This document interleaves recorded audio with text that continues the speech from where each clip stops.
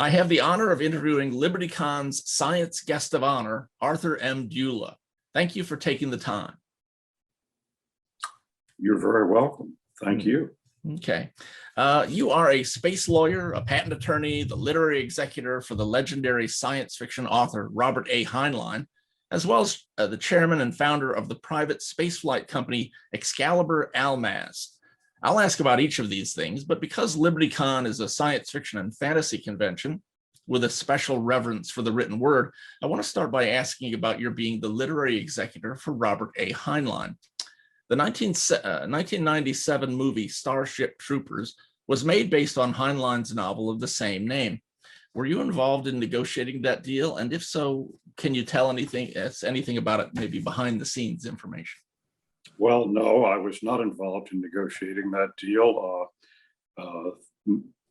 Mr. Heinlein and his wife, Jenny, have a very fine literary agent,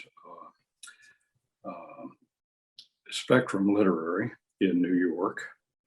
And the trust still uses this agency. In fact, we have three agencies. We have one for foreign print rights, one for movie rights, and then one for general rights and audio. And the Starship Troopers contracts were negotiated before Mr. Heinlein died. And so he didn't need an executor. Okay. Okay. Well, that makes it pretty plain. In 1916, EmpireOnline.com, which is a news reporting service, reported that Stranger in a Strange Land had been picked up for a TV series for the cable channel Sci-Fi, which is spelled S-Y-F-Y. Do you have any information about that deal, and maybe if it will actually produce a show?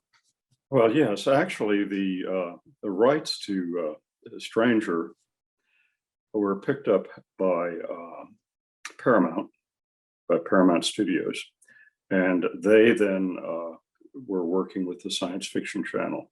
I don't know if the series is still in production. I hope it is. The Sci-Fi Channel has done a good job on some other works, and I'm looking forward to seeing it. Mm-hmm. Okay. Do you represent all of Mr. Heinlein's books and other intellectual property? And if not, what is excluded? Well, yes, the Heinlein Trust represent.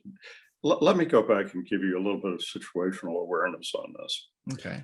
Mr. Heinlein wrote quite a few books and stories, and he wrote nonfiction as well as fiction.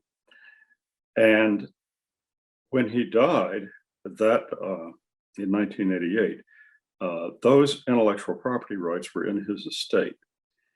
And Virginia Heinlein, I'd been his lawyer for a little while and had known him since the 70s.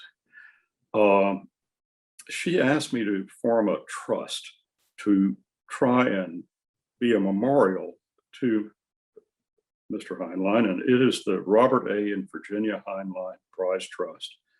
The purpose of this trust, which I guess we'll get to later, is essentially to turn Robert Heinlein into a science fact writer by making the future he visualized come true. We're very interested in commercial space, and I'll talk more about it when you ask me questions about it. But when the trust was created, somebody had to administer all of the intellectual property rights, and that's the literary administrator, and the trust decided I would be the literary administrator since I'm an intellectual property attorney. And I'm proud to say that Mr. Heinlein's works are in print in more languages and in more countries and in more editions and in more forms than they were when he was alive, which is really remarkable for a modern writer. Okay. And before I leave that topic, are there any other movie deals in the works for any of his novels that you're aware of? The answer is yes.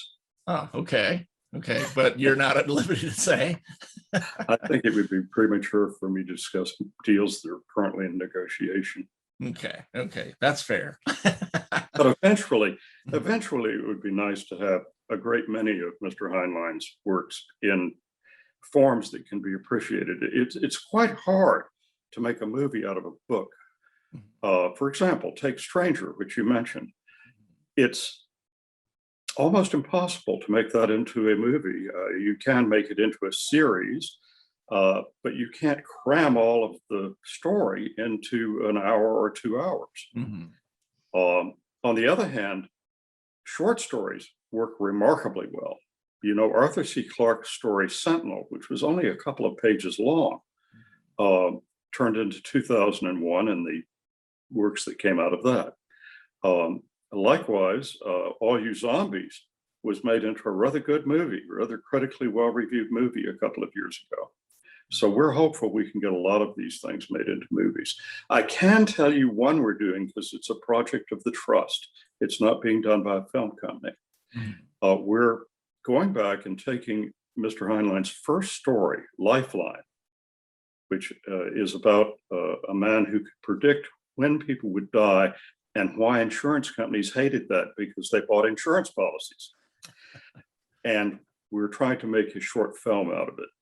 So that should be interesting. Okay. No word on a release date, possible release date? Well, no. Okay. Can't say that. They're not even finished with all of the filming yet. Okay. But they are apparently filming then. Well, this will be shown as a short film at science fiction conferences and stuff like that. And it could eventually turn into a full movie. Certainly Lifeline, the story, could be made into an excellent movie. But movies cost an awful lot of money to make, whereas short 20-minute films or videos can be made by students. And some of these students are remarkably talented. Okay, thank you. You also serve as trustee, you mentioned, of the Robert A. and Virginia Heinlein Prize Trust. In 2006, the trust awarded the first Heinlein Prize in the amount of $500,000 to Peter Diamandis for outstanding personal initiative and significant progress in commercial space activities. In 2011, Elon Musk for advances in space commercialization, and in 2016, Jeff Bezos for his vision and leadership in commercial space activities that led to historic firsts and reusability in the commercial spaceflight industry. At each of these award ceremonies, did you speak with the winners? Can you describe the award ceremony or the party afterwards? Sure, I'll be happy to. Okay. The purpose of the Heinlein Trust is to make the vision of Robert and Virginia Heinlein real and to benefit humanity by doing that. It's a worldwide activity. It isn't limited to the United States, and there is no country that is off limits. We're perfectly willing to give the prize to anybody who earns it, and we're looking for people to have the prize because it's hard to earn. The Heinlein Prize is set up like the Nobel Prize, so our records won't be accessible for about 50 years after they're generated. But I can tell you that the activity that wins the Heinlein Prize has to be done in space. It has to be commercial, by which we say it has to either have made a profit or have a very good likelihood of making a profit. It cannot be done with government money. And we have a ability to tolerate some government money in the project, but not much. It's not intended to be a prize for government activities. It's given to individuals, not companies. Now, the reason that Peter Diamandis won the prize was for Spaceship One. And he won it because it was the first human-built vehicle that went into space twice under its own power and carried people. And that was quite sufficient to win the prize. The first prize was very big. It was $500,000. The prize is set each time, the amount, by the trustees. But the other two prizes you mentioned were $250,000, which still makes it the largest prize in aerospace by it's much larger than any aerospace prize. the reason that Mr. Musk got the prize was for the Falcon 1 rocket. He launched that from Kwajalein after 3 of them blew up. If that one had blown up, SpaceX probably wouldn't exist. He put his own money into it. He put almost all of his own money into it. It had a little bit of government money in it, but not much. And so Falcon 1, Elon Musk won the prize. And we had a while when we couldn't find anybody that won the prize. And then Mr. Bezos, the founder of Blue Origin, developed the series of engines called the BE engines. They are reusable spacecraft engines, and they are remarkable. And he also flew the New Shepard to space 5 times using the same engine, using it over and over again. And he did this on his own money. He had a little bit of government money, again, like Musk, but not very much, certainly not over 10%. Now, that qualified him for the prize because he had, for the first time, made arrangements to sell that engine commercially to United Launch Alliance to power the new Vulcan rocket, I believe it's called. And think about it, he's selling his engines to his competitors. Now, that's commercial. We also gave a prize, it was called the Heinlein Award, to a gentleman, Dan O'Shaughnessy from the Johns Hopkins Advanced Laboratory for the Mercury spacecraft. They sent a spacecraft to Mercury, and Dan figured out a way to use the solar panels of this spacecraft to use the pressure of light to make a solar sail. Now, we couldn't give him the Heinlein Prize because it was done with government money, but it was such a remarkably advanced idea. It allowed the spacecraft at Mercury to retain its fuel because it hadn't had to use that fuel to maneuver. And so it effectively doubled the life of the program. So we gave him a small award and a big party. Okay. You want me to tell you about the parties? Sure, sure. Okay, well, in Houston, we had the first party for Peter Diamandis, and we invited the usual suspects plus some astronauts and interesting people. And I went out to a theater, one of our neighborhood live theaters, and I got 2 actors who were space cadets. And I got them to put on the persona of Lazarus Long from Heinlein's book, and also the man who sold the moon. And by the way, Peter Diamandis says that the man who sold the moon is the business plan that he's been following, and he launched a copy of it on the first flight into space of the Spaceship One.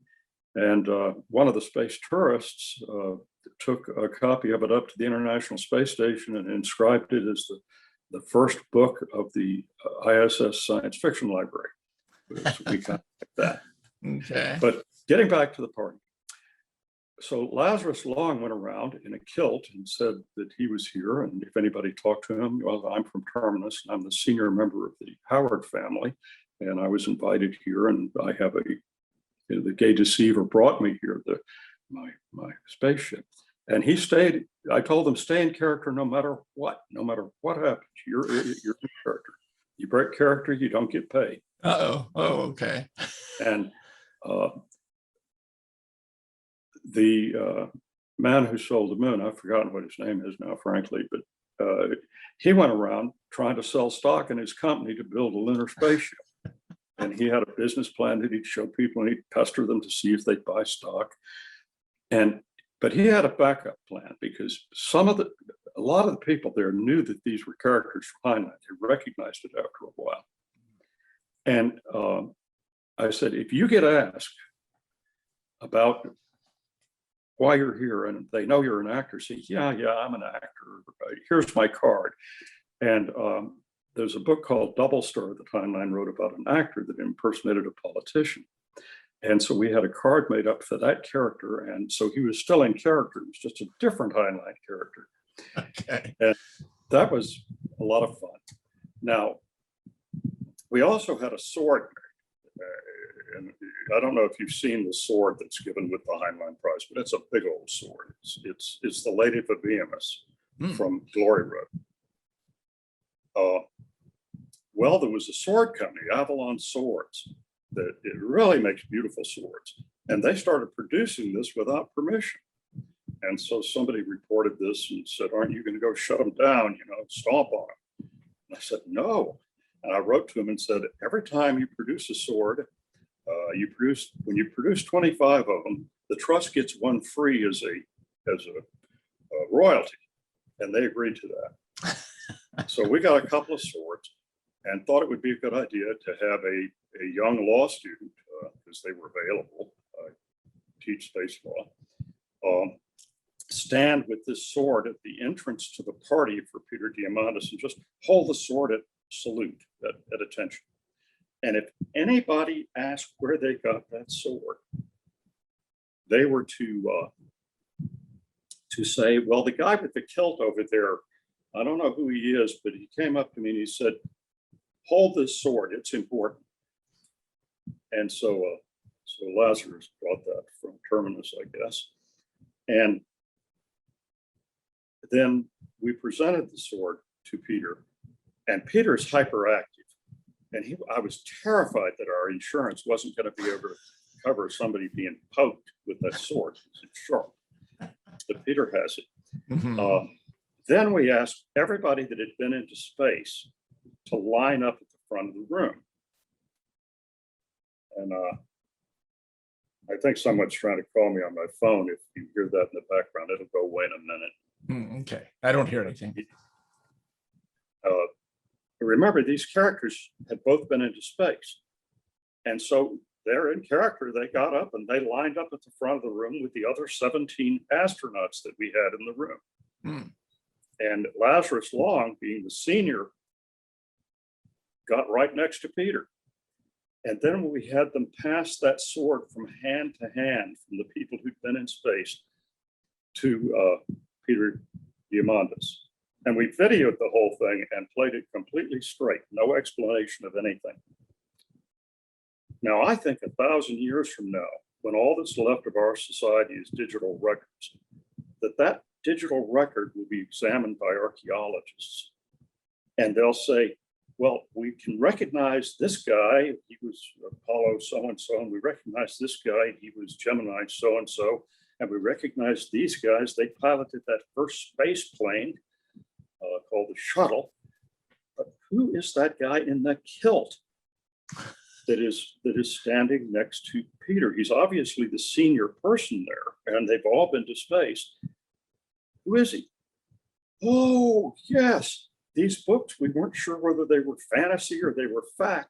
It's Lazarus Long, and he's got the gay deceiver, so he could go to any possible place. Now we know what has happened. At any rate, it was fun. The party for Elon Musk was in Washington. Excuse me. He was having his 40th birthday, and he was on his way to have a party in Europe with all of his buddies. I think they'd rented the Oriental Express. And we gave him the check and we gave him the sword, and he said how much he liked getting the check and the sword because it paid for his birthday party. And everybody from NASA had been invited. Well, you realize the Falcon 9 is a NASA rocket. It's been paid for with government money. That's why we couldn't give him an award for the Falcon 9. Okay. But it was a fun party. But the party for Jeff Bezos was the very best one, because we rented the Air and Space Museum to hold it and invited a good cross section of everybody because everybody wanted to meet Jeff Bezos. And so he came in with his wife and his mother and father, which I think he doesn't bring to all of the things he goes to. And he proceeded to go on about how formative Heinlein had been for him. And he really is a wonderful person. I think he created Amazon in order to fund his space program. So we had a full evening at the Air and Space Museum, and we videoed it. That was hard to do because the Smithsonian doesn't allow it. We had to get special permission. But the next morning, one of the gophers for his company called up and asked if we could please send the video, as soon as we got it edited. And I said, well, why? And it's part of our record. He said, well, his mother wants it. And so we did that. Okay. And now we're actively looking for the next Heinlein Prize winner, and we'll have just as good a party. Okay. Okay. Excellent. Excellent. I won't ask if you've settled on anybody, but is there a list of candidates for the next prize? Yes. Okay. Is it a long list? I would think not. I can tell you were once an investigative reporter. The way the Heinlein Prize is chosen is there is an advisor to the trust for each of the three areas of the world, for Asia, for the Americas, and for Europe. Europe includes Africa, Asia includes India, the Americas includes North and South America. Their job is to stay current with what's happening in the world of commercial space and to make a recommendation, kind of an ordered list to the trustees. There are three trustees, and they are all Americans, although eventually that may change. But the same trustees that set up the trust are still the trustees. And they select the winner and determine the prize. Now, it's a interesting selection process, and the final list is non-existent because we can't find anybody yet that meets the criteria. And Jenny Heinlein specifically recognized this and said the prize did not need to be given every year, but should only be given when it is earned. Oh, okay. Okay. Excuse me. Pardon me. Since 1980, you have co-founded several aerospace companies. Space Services Incorporated. Say what now? I'd like to tell you a little bit more about the Heinlein Trust, if I may. Sure, go ahead. It won't take but a minute. No, it's quite all right. The Heinlein Trust exists to give the Heinlein Prize. But since we don't give it every year and we're tax exempt, we have to do something with the money that we earn or have. And we have to spend a certain amount of it to keep our tax exemption. And so in years when we don't give the prize, we do other things. We have a program to take spacesuits, real spacesuits, they're flown in space, and have an astronaut or other person, a flight director or something, show them to students in schools. We also put together a complete set of the works of Robert Heinlein, and we published them as the Virginia edition. It's 46 volumes, and it's in leather, and it's limited. We published 2,000 copies, and about 1,100 copies now have been sold or given away. We give them as prizes also. And we think that that's really important because Heinlein isn't just a good science fiction writer. He's a great American writer and a great writer, human writer. His stories are more popular now than they were when he was alive, which is great. We also take the trust, when Virginia Heinlein was still alive, endowed a chair at the Naval Academy. So there's a Heinlein professor of aerospace engineering at the Naval Academy. We pay the postage with a group called Heinlein for Heroes to send Heinlein and other science fiction books to serving American troops and to VA hospitals. And basically it's called Heinlein for Heroes.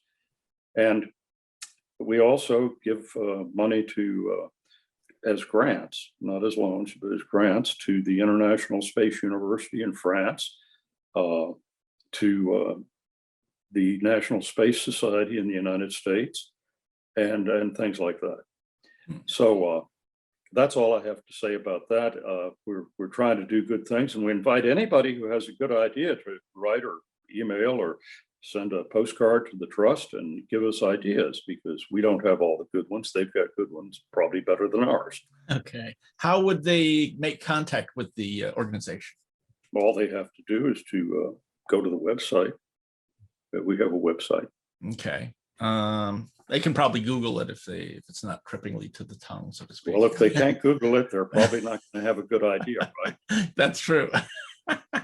Okay. Anyway, let's see. Space Services Incorporated, which you started or co-founded, secured the first U.S. regulatory approval of a private space launch, and in 1982, it launched the first private U.S. space vehicle, the Conestoga, from Matagorda Island, Texas. I remember seeing video of it in the news at the time, but my memory of it is a bit vague. If you would describe that event. Well, I was the lawyer, and I created that company. I organized the company for a real estate and developer in Houston who was very interested in having a private space program. His name was David Hanna. He was a visionary and a very fine man. He built homes in Houston and in Australia. And he financed Space Services Incorporated. And Space Services Incorporated was going to build private rockets. We figured government rockets are large, they're expensive, who can afford one? And so we built a rocket about the size of a Redstone, which launched the first American into space, Alan Shepard. And this rocket had to have approval. Well, we thought it did, but it turns out no. We had to have a federal firearms permit because there was no law at that time in early 1982 to control the private flight of spacecraft or anything like that. In fact, everybody wanted to control it, but nobody could figure out how to do it. I spent a lot of shoe leather around Washington, and everybody was interested in it and wanted to have something to do with it, but they just didn't have any jurisdiction. So I ended up having the only federal firearms permit for an intermediate range ballistic missile. I think I've still got it somewhere in the file. Okay. But we launched it from Texas because Toddy Lee Wynn loaned us his ranch. Unfortunately, Toddy died on the morning that we launched the first successful vehicle. The first unsuccessful vehicle blew up. And the day after it blew up, well, it was on television because if you do stuff like this, TV cameras follow you around. And Max Figé, who was the chief engineer down at the Johnson Center, called me up, and we knew each other, just knew each other's friends. And he said, "Art, that crazy rocket you were telling us about?" And I said, "Yeah, Max." And he said, "We believe it now because that fireball, we've seen fireballs like that before. We think it's real now. Could you all use a hand on some engineering?" And so we got a lot of good help from the companies and NASA, and eventually launched to about 250 miles. Of course, the year after that, the Congress put in the Commercial Space Launch Act. And after that, you had to have a license. So in 1980, it was 82. So I'm thinking the idea for a lot of people that you would approach in government, for a lot of people, it's like, are you crazy? The government does rockets. Individuals do not do rockets. Corporations don't do rockets. Only governments do rockets. It was completely unheard of. Did you get a lot of pushback at the time? Well, I've got to tell you something. I went to law school to become a colony administrator on the moon. That didn't work out so well for me. Okay. But if we could build a rocket, and we obviously could, then why not? However, if you're saying, did people think that that the idea was insane? Yes. I remember one time I came back into the United States from a meeting in Europe, and the the gentleman representing the customs people looked at me and said, well, what do you do for a living? And I said, I'm a space lawyer. And he looked at me and moderately interested and said, you mean like up there? And he pointed up at the ceiling. Mhm. And I said, that's right. And he said, well, maybe we ought to send a lot of lawyers up there. I don't think he was thinking about life support. Yeah, probably. Yeah, But at probably. any rate, yes, it was when I first started teaching space law, there really wasn't any, except for some really horrible UN treaties Hmm. that were created essentially to keep Russia from claiming the moon, and the Russians wanted no private industry in space. But that's another story. Mhm. Okay. Let's see. Eagle Aerospace provided engineering expertise for NASA and U.S. aerospace companies. You also co-founded that. What kind of expertise? Well, about the time we were setting up Eagle Engineering in the early 80s, or late 70s, I really don't remember, it's been too long. Mhm. The first group of people from NASA that had built the US space program were getting ready to retire. They were superb. They didn't want to retire. And so Owen Morris, who ran Apollo 17, Hugh Davis, who was the engineer that built the lander LM-5 that put Armstrong and Aldrin on the moon, and I, as their lawyer, set up a company called Eagle Engineering. It had 3 people in it, and we had enough money to buy a couple of steel case desks. And I can still remember sitting on the floor and having to rehab those desks with a screwdriver. Okay. We all did that. But we essentially became a talent agency for the very best people coming out of NASA into retirement. Hmm. And we were doing it to have fun. We had parties. We had lots of parties. We enjoyed it. And the contractual model from a legal point of view was like a movie studio. We had people on contract that we could call in any area. Hmm. So Owen, who ran 17,000 people in Apollo 17, he might end up working as an engineer for somebody that was, a rather low-level engineer, but we had a job and it needed his expertise. So it was like a talent agency. Okay. And we only had one rule: we never take a government contract. Mm. Now, they broke that rule and decided to, so I decided to sell my stock and did well on it and left. But it had about 100 engineers, and it mainly did red teaming for other aerospace companies. In other words, at one point we had more expertise on the shuttle than the shuttle program office did. Okay. So we could red team other people's proposals. Okay. Those unfamiliar with the term red team, what is a red team? Red team is a nightmare from hell. It's where you take your proposal in and people who are really good and really knowledgeable, skilled and experienced, tear it into tiny pieces and stuff it. Well, I won't say where they stuff it. This is kind of a public thing. Yes. But Okay.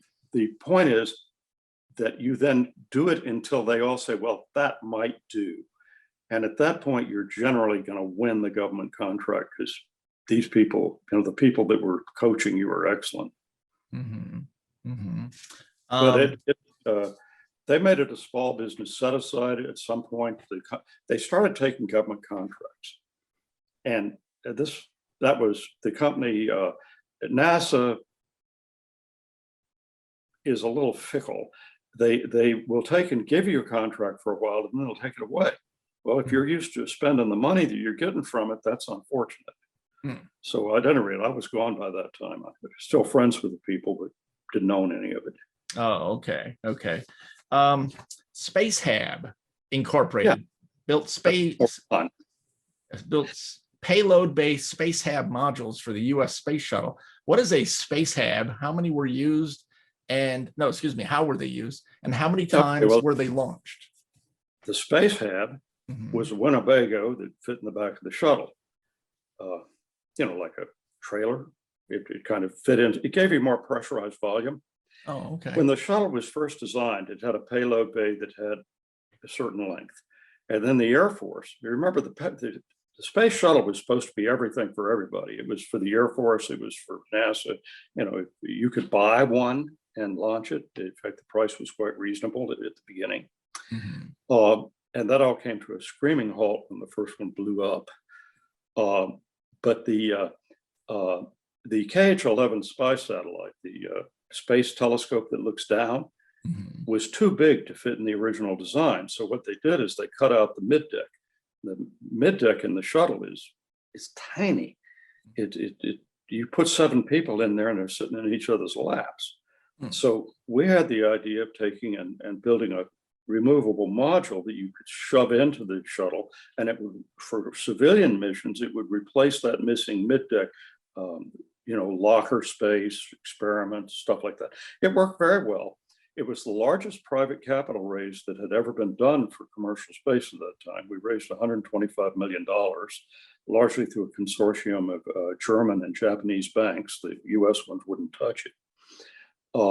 And we insured the whole space shuttle fleet, and we had you have to do that because the government can take away your contract. Any government contract can be canceled by the government. Mhm. And of course, investors don't want contracts that can be canceled. Hmm. And we got McDonnell Douglas to build it because they build the space lab. And it was a lot of fun. Now it Okay. launched, I have no idea how many times it launched. I was its lawyer until it went public. And when it went public, you usually get a New York law firm. I think we got Mudge Rose to handle it.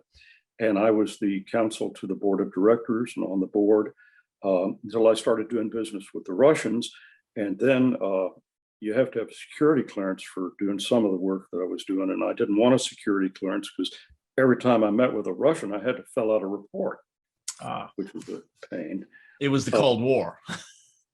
Well, yeah. Mhm. At any rate, it ran just fine until the second shuttle disintegrated over Texas.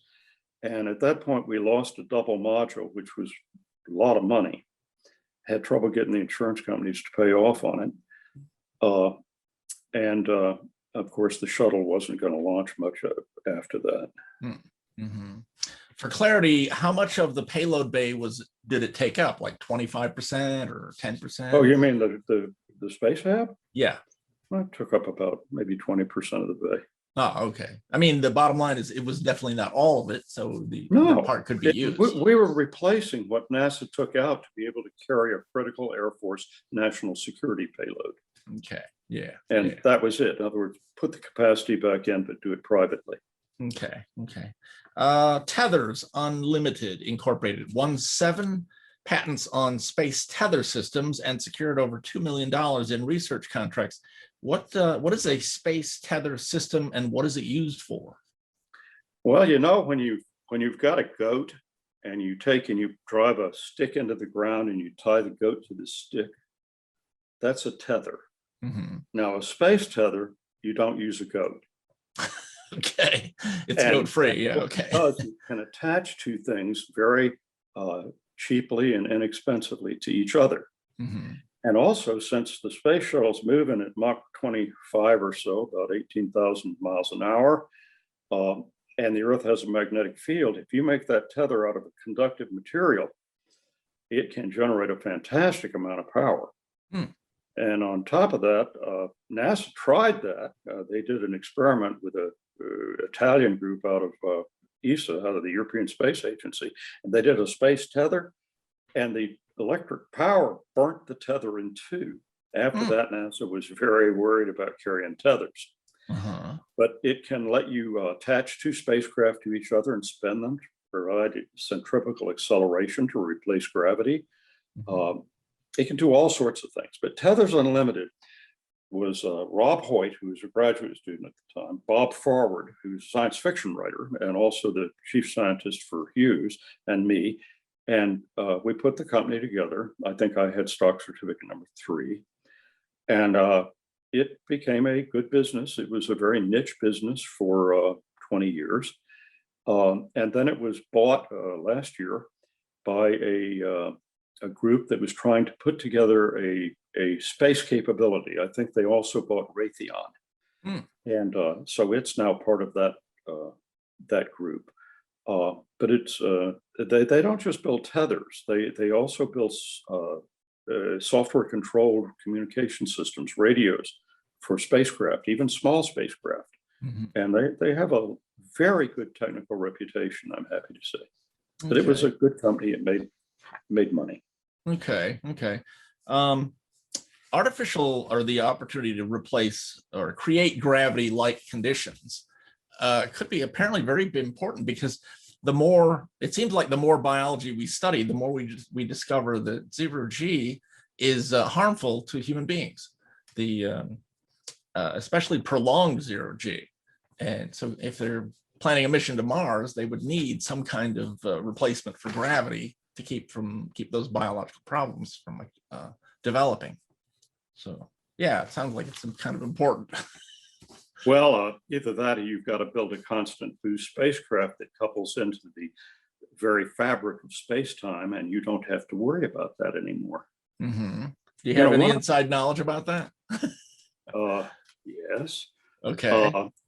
One of the problems as a patent attorney that you have Mhm. is that most inventions are just linear projections of what has happened in the past. So, you know, you're not going to come up with a supersonic transport if all you're used to is a horse and buggy. You're just not going to believe it. Mhm. I mean, no amount of horse breeding will get you a supersonic horse. You have to load it into a Concorde to do that. Mhm. And almost by definition, anything that's really important, paradigm shifting, is unbelievable. I mean, Clarke's law that anything sufficiently advanced technology is indistinguishable from magic. It's really true. As late as 1901, one of the leading scientists in the world, Lord Kelvin, chief scientist of Great Britain, the great empire of the age, said that heavier than air flight was impossible. Not that it would be happening later or a century from now or required new technology, but that it was impossible. And this was the leading expert. And Heinlein said it very well. If you can assemble the history of progress by taking things that the learned people said were impossible. Now, I can tell you that I believe that there will be paradigm shifts.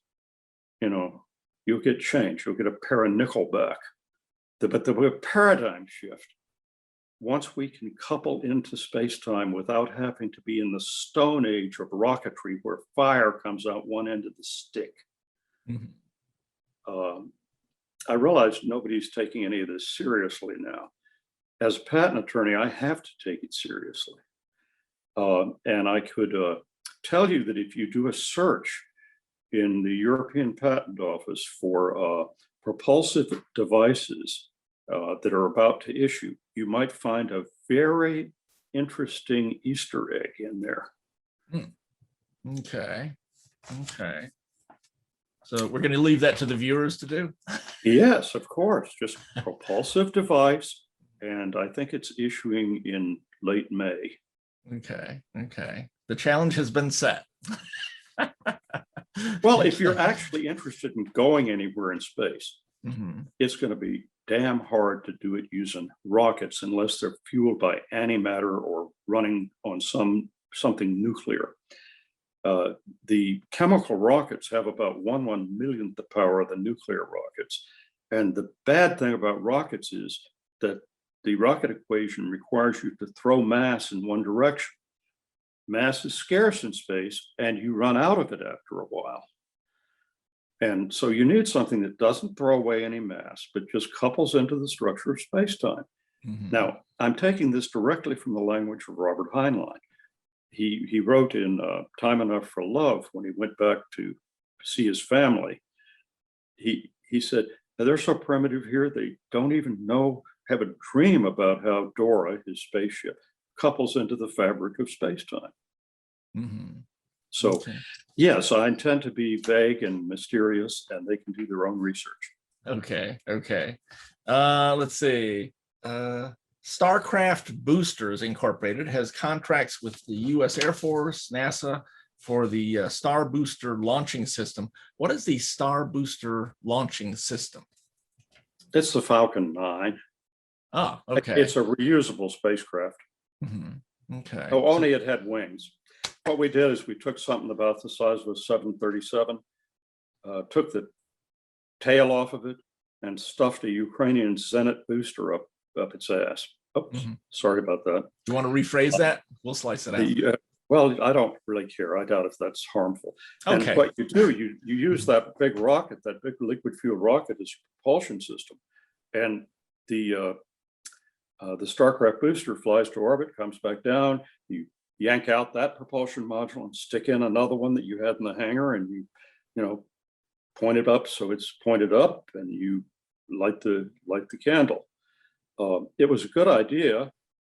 That company was that was Buzz Aldrin's idea, along with some other people, and it had worked. It worked just fine. Of course, unfortunately it didn't have financing. We didn't get financing for it, but we went through the technical work. Okay. And Excalibur Almaz, the company I mentioned at the beginning, owns several Almaz space system, space capsules and space stations, and intended to begin launching its spacecraft as early as 2013. What were these space capsules and space stations, and how did they differ from other designs that we have seen? Well, first of all, Excalibur is the sword of King Arthur. You know that. Oh, yeah. But Almaz means diamond in Russian. Back in, I guess about the beginning of the 1990s, I started working with Russia. I wanted to buy their boosters for American satellites, and this was, nobody had ever done that. And I had contracts for 3 of their boosters, 3 big proton boosters, launch about 20 tons to low Earth orbit, maybe 3 or 4 tons, maybe 5 tons to geosynchronous directly. And Hughes bought one of them, and so I was happy. And then the Reagan administration wouldn't allow the satellite to be exported to Russia. In the meantime, I'd gotten to know these Russians and found out that they built pretty good rockets, and I was really happy with them. And so we went ahead and did some other things. One of the things was that I put on a big sale at Sotheby's in New York and sold a whole bunch of stuff. As a matter of fact, the Russian stuff that's in the Smithsonian is from that sale, except for the big Apollo Soyuz thing from 1975, which was a government gift. But along the way, we got an investor, and we purchased a Salyut space station module for a core. It's the same as the Mir, it just wasn't equipped. And 4 reusable reentry vehicles that nobody had ever heard of because it was a secret military program. I knew about it because the company that built them, NPO Machinistроения in Ryotov, Russia, was the principal contractor to the Russian military, and I'd been to visit them, and we'd done a deal for a radar satellite. We put up a radar, they put up the radar satellite, I sold the images.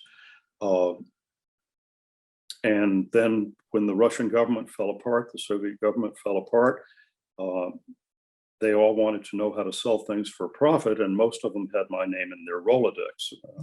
So it was a very interesting time. I imagine. But the company still has 3 spacecraft that are reusable reentry vehicles. They're 3-man capsules. They've flown 9 times to space and landed safely, though they were never manned when they launched. This was the flight test program. And they were manned in orbit when they were attached to the space station. And the space station's flown 3 times. There was a civilian space station. I put that in quotes because it was really military. I mean, you don't put anti-spacecraft rockets or 30mm cannons on a civilian space station, and that they had those. Okay. Yeah. And if anybody wants to look at that, just look up the Almaz program in Wikipedia. It has a whole history of it. It's a pretty good history. Okay. Excellent. Well, I see we're about out of time. Is there anything that I haven't asked you about that you'd like to mention? That's a hard one. I'd like, I guess, to say that nothing's impossible. We have technology in the pipeline right now that could put a city on the moon within the lifetime of everybody that's hearing this. Some of the technology is as strange as suspenders for a snake. The technology for space elevators is within 10 years of being able to be built. And if you want to know about that, look up the Space Elevator Consortium. It's a really good outfit, and it's very international and very knowledgeable. Okay. And of course, the problem there is strength of materials. I guess I'd have to suggest that no dream you have is too crazy. If you think it's crazy, refer back to my first statement. Okay. And if anybody wants to contact you, they need a space lawyer pronto. Are you available or you're retired? I'm not retired. Okay. Because retirement, as I understand it, is when you do whatever you want to do and you don't do the things you don't want to do. And under that rule, I retired in 1980. Okay. Because that's when I started building my own companies and stuff like that. Okay. But we're headed into an age of exploration and discovery. The most important things about space, how to get there, how to get back, and what to do while we're there, have not been determined yet. And we're going through the tactics and a little bit of strategy, but we have to have the goals. And for that, we have to support things like the National Space Council. We have to take the president's executive direction through NASA. NASA is a great enabling agency, but they're not an agency that's going to build the commercial future of the world in space. That's going to be done privately, or we're all going to have to learn Mandarin, one of the two. Okay. Well, I appreciate you taking the time for the interview. It's brilliant stuff. Okay, thank you very much. I really like, I've not done this before, so I'm interested in how this can reach more people. And if anybody wants to contact me, my name's Art Dula. My email address is art@dula.com. And you're welcome to write to me and give me your ideas or whatever. If it becomes too burdensome, it might take me a while to answer you, but I don't expect that to happen. Okay. And for the record, how do you spell your last name? D-U-L-A. Okay. It rhymes with hula, only it starts with a D. Okay. Excellent. Excellent. Thank you again, Art. I appreciate it. Thank you very much. Bye-bye. Okay. Bye.